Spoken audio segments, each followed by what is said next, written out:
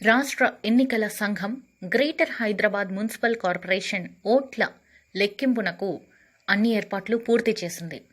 GHMC పరిధిలో 30 సర్కిళ్లలో 150 డివిజన్లలో ఎన్నికలు జరిగాయి. రేపు వీటికి సంబంధించి 30 కేంద్రాల్లో లెక్కింపు జరగనుంది. ఉదయం 8 గంటలకే లెక్కింపు ప్రాసెస్ ప్రారంభమవుతుంది.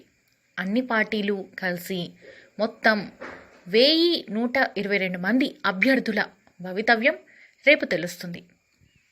కోవిడ్ నేపథ్యంలో కౌంటింగ్ను దృష్టిలో పెట్టుకుని తగు జాగ్రత్తలు తీసుకున్నట్లు ఎస్ఈసి వెల్లడించింది.